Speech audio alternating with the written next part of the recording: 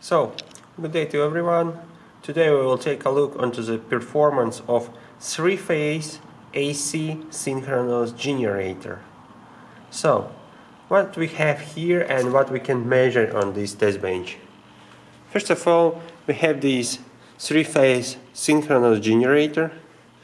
This machine incorporates two electrical machines. These are synchronous three-phase generator as well as DC motor. So on this schematic, if we will take a look, that we have that motor which receive power from some external source. Further, this motor is connected to the generator, and generator produces three-phase output. Yeah. So motor and generator both are on the same shaft, and these are located inside, and we can't access them. Yeah. Okay. So how do we are able to control speed of the motor? We can control speed of the motor by means of changing its field current. Field current of a motor can be controlled by means of rheostat. So I can adjust speed of the motor by means of changing its field. This is the minimum speed and this is the maximum speed. So I will keep it to minimum. Further, generator three-phase output. Yeah. So generator and three-phase outputs A, B and C, and here is the neutral wire, but we will not use it because our three-phase loads which are here, all these loads are symmetrical loads, so neutral wire will have no current and therefore it can be not connected. So only A, B and C phases are connected. Generator also has field winding.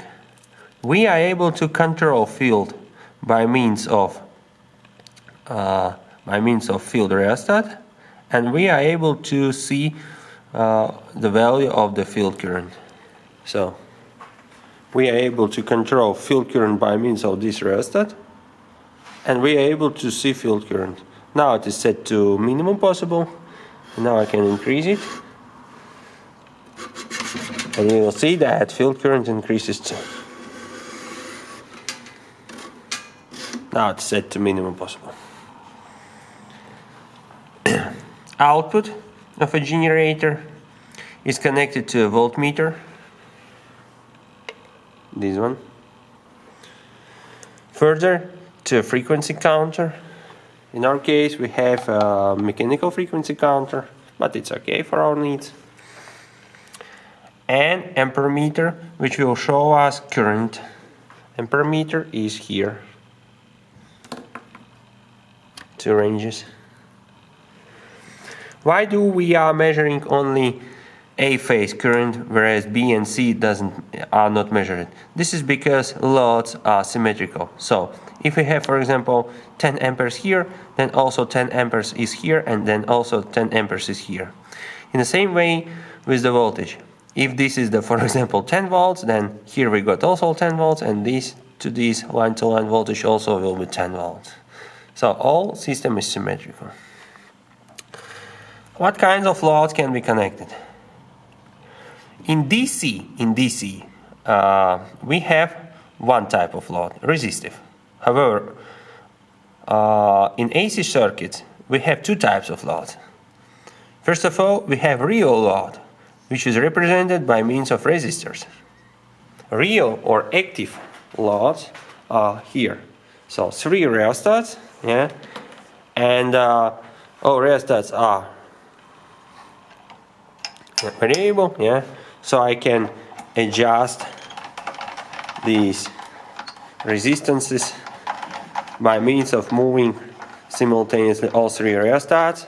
And this is very significant because synchronous generators requires symmetrical load. Yeah.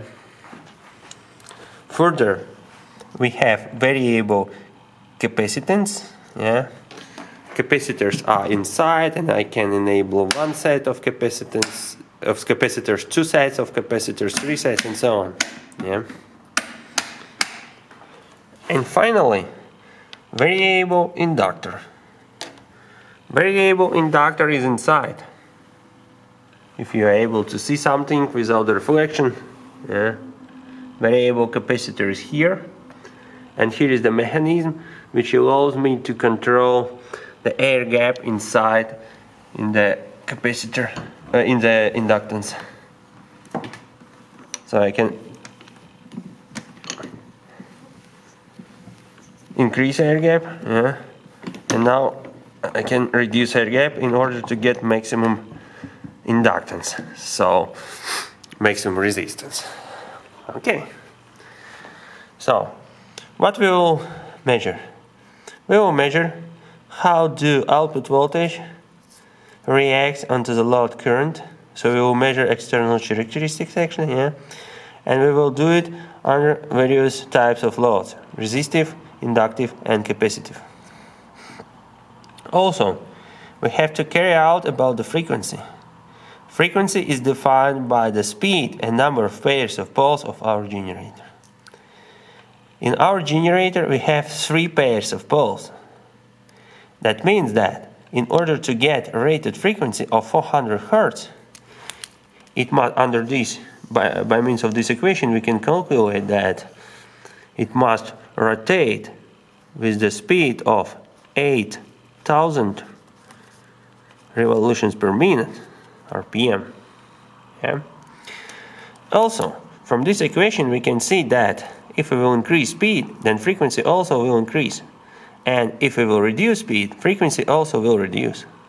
So, let's try to prove this equation. Because number of pairs of poles cannot be changed. Yeah? So only speed affects frequency. Okay? Speed is minimum. Enabling. And now I will increase the speed. And look onto the frequency.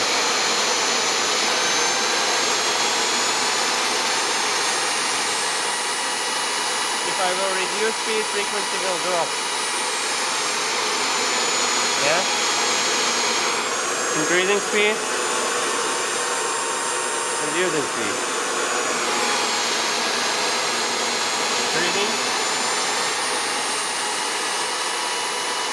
reducing.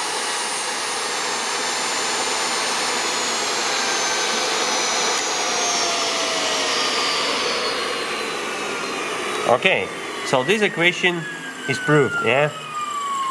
Further, how do we are able to control output voltage of our generator?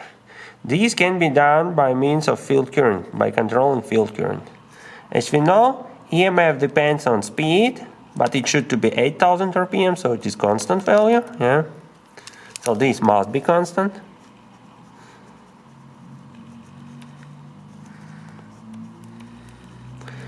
So the EMF, like in a DC generator, should to be controlled by means of field, whereas field magnetic flux depends on the field current.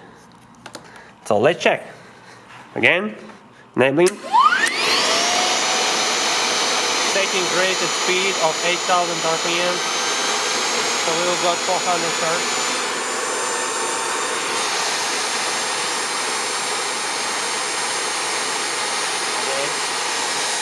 Here is the field, and here is the output voltage. Range is 75 volts. If I will increase field, yeah, the voltage also increases. I'm increasing field, and voltage also increases. I'm reducing field, and voltage also reduces. Very nice.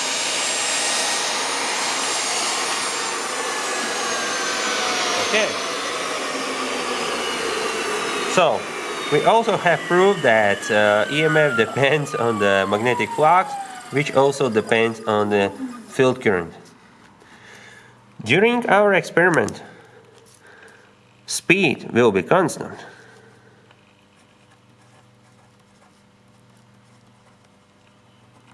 Yeah? And also, during our experiment, field current will not be changed. So, fully theoretically, we will get non-changed EMF, yeah, constant value of the EMF. Okay. Further, I will apply various loads, and we will see how voltage will be changed at the various load values and at the various types of loads. So, on this ampermeter, you will see a load current. I have to try to remove solar light. Yeah. Okay. Here is two ranges, 10 ampere scale and 50 ampere scale. Now we are on 10 ampere scale. Yeah. So this is the lower scale. On this voltmeter, we also have two sets of scales: 75 volts, 150 volts, and also 300 volts. 75, but the full scale value is 150. It means that we have to divide these values by 2 in order to get real exact value. Okay? So let's start. First of all, I will enable the drive. Next, I will set speed in order to get 400 Hz. Next, I will set field onto its rated value. And then I will start to apply various types of load currents. And we will begin with the active or real load, which is caused by this resistor. Okay, minimum speed. Let's do this. Setting speed in order to get 400 Hz.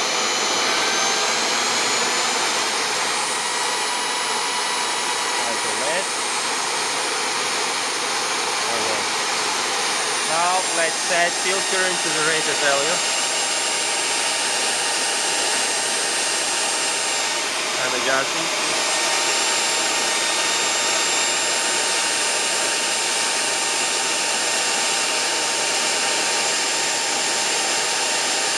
Okay. Let's check the speed. Okay. Fine adjustment. 400 Hz. Very nice. So the voltage at no load, we do not have any load current right now. The voltage at no load is 90 divided by 5. This is a 45 volts. So load current is 0 and we have 45 volts. Now I will enable real load and will adjust it by means of this resistor. Enabling. We got some load, yeah, and now I will start to adjust it.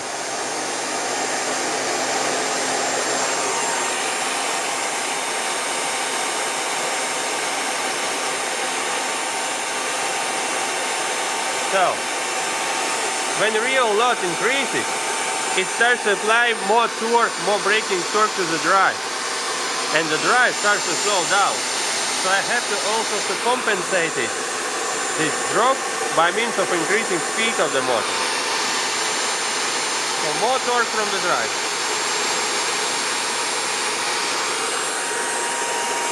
Okay, so far we got 4 amperes. So 4 amperes. And the voltage is slightly lower. Little bit less than 90. So I will say 44 volts. Let's increase even more.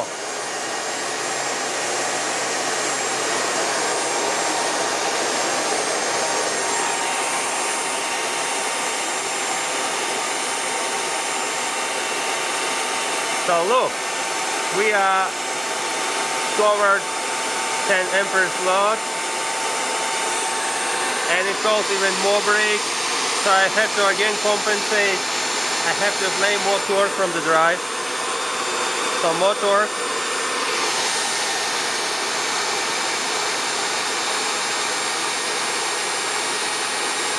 Okay, 400 Hz.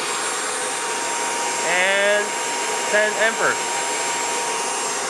So under 10 amperes, the voltage is even lower. So it is 41 volts right now. Now our generator is rated to 16 amperes, so we will apply 16 amperes load. To do this, I will switch to the next range. And now we are working with the upper scale. 10 amperes.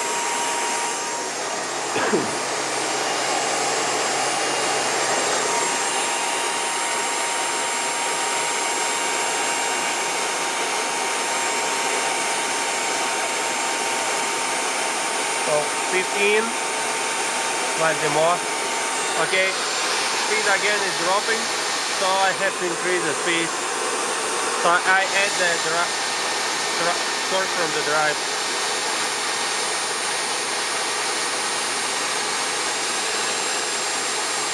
Okay,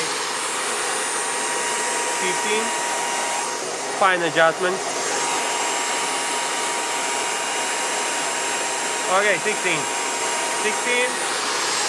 and speed to be 400.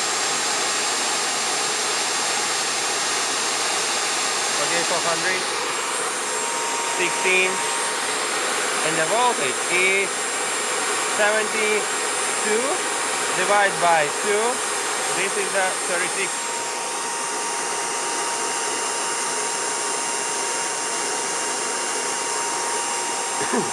So I will reduce the speed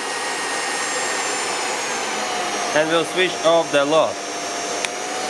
When I switch off the load, the speed increases. Look again. Yeah?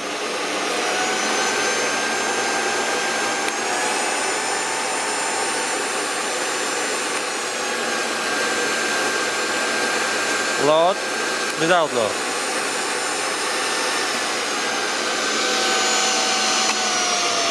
What does it mean? It means that we got output current of 16 amperes under 36 volts. So this is the three-phase system and this is the line-to-line voltage, so this is approximately 1000 volt kilowatts. 1000 watts, yeah, 1 kilowatt. So it means that we start to consume power. This power actually is here because it's really hot. You can't access it, yeah, but it's really hot. So the dust starts to burn actually, yeah. So we consume power, electrical power, which further is converted into the heat. So we consume electrical power from the generator. It means that generator starts to consume power from the drive. And the drive starts to slow down. When it starts to slow down, the frequency starts to drop. Now it doesn't show anything, yeah. It's just in some intermediate position. It will show only when I will apply the voltage. So when it starts to slow down, I had to increase drive torque from the drive.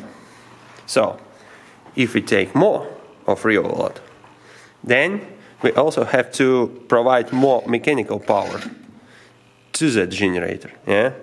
We consume more electrical power, then we have to provide more mechanical power from the drive. And this is actually fully logical. So now we can see that when we apply higher active or real load, then we have to provide more from the drive, and also output voltage starts to reduce. Why the output voltage reduces?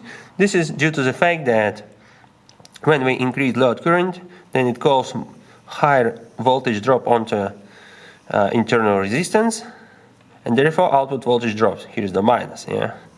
So load current increases, output voltage reduces. Fully logical, like it was on DC generators. Very nice. Now, let's see what will happen if I will apply imaginary load with inductive. Inductive imaginary load. Okay. Once again, minimum speed, flying, adjusting the speed to get 400 Hz.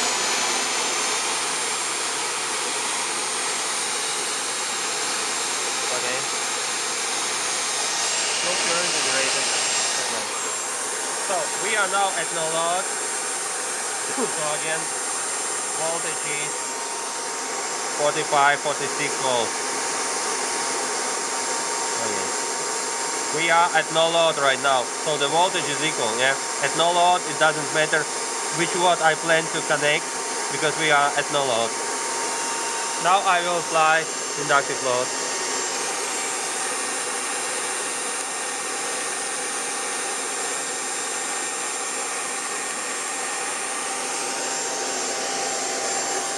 Okay, and now I will adjust the air gap.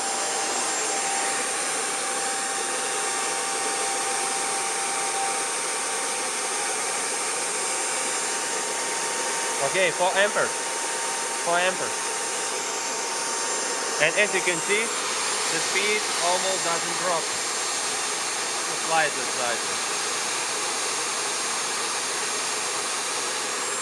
So under 4 ampere load, our output voltage is 84. So this is 42. Lower. 42 lower. Okay, let's apply 10 ampere load.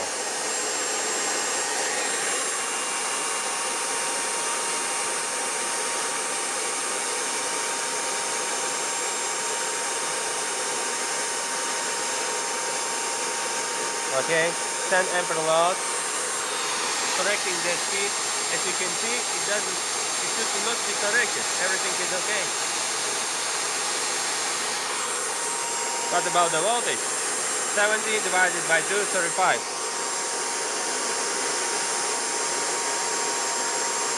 35. And now let's go to 16.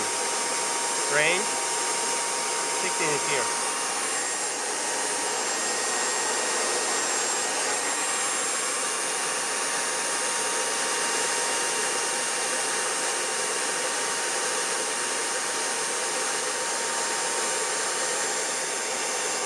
Okay, 16.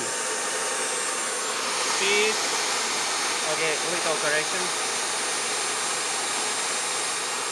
Voltage, 50 divided by 2, 25.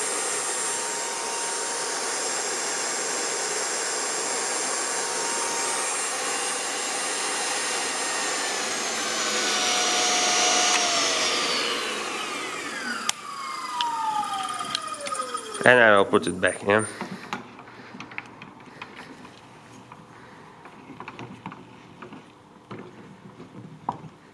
Okay, so what we got?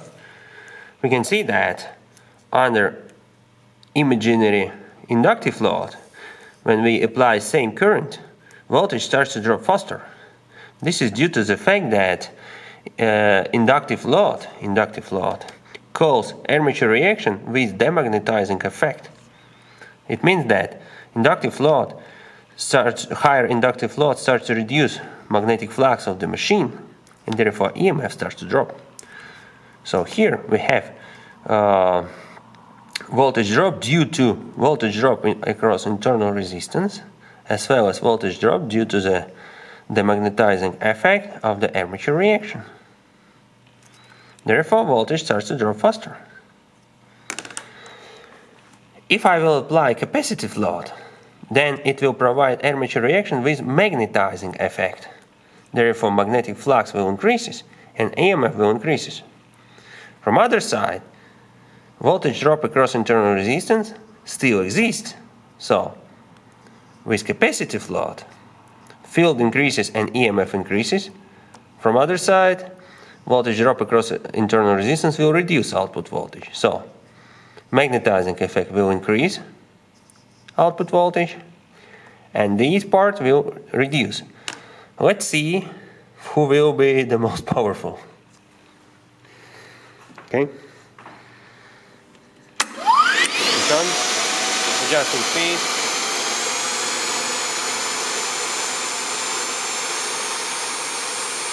Okay. As usually, 45 volts at no load. And now I will apply the capacitive load.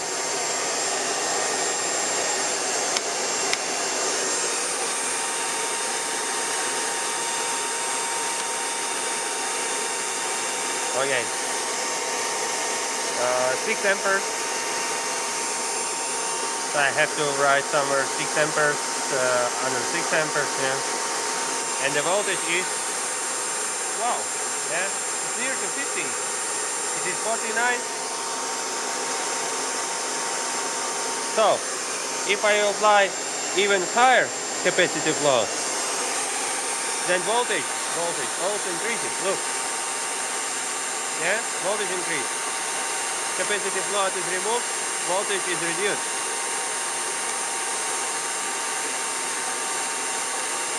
Okay.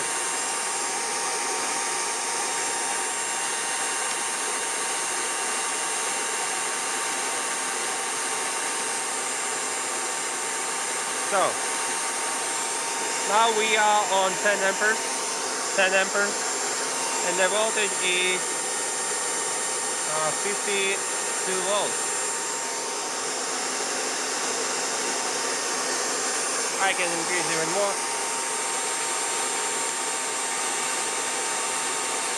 16 amperes, and the voltage is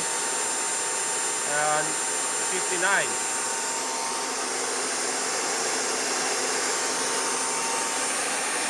So as you can see, due to magnetizing effect under capacitive load, when we increase load current, output voltage increases.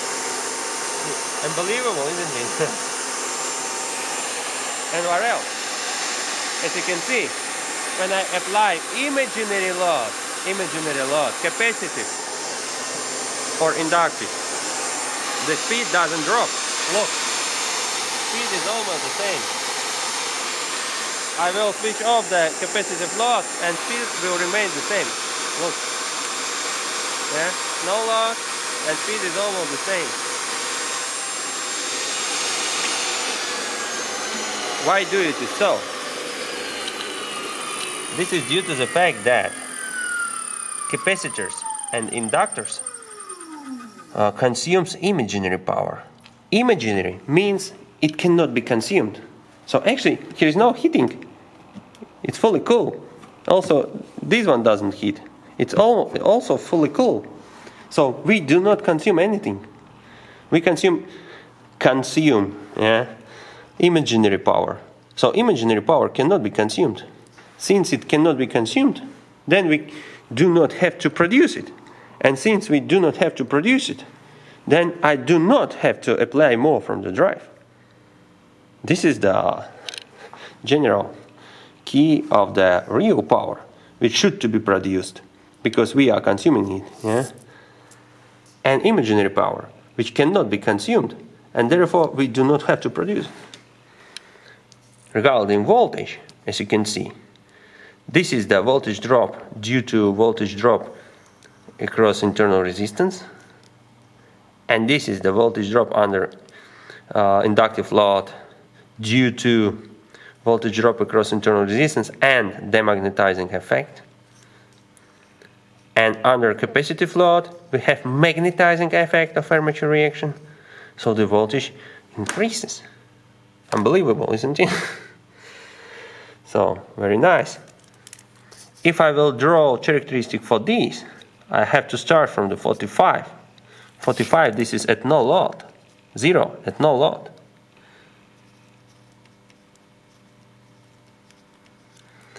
And it will drop down to 36 at the rated load. Yeah? So, this is actually the maximum what I can consume, because further I will overheat my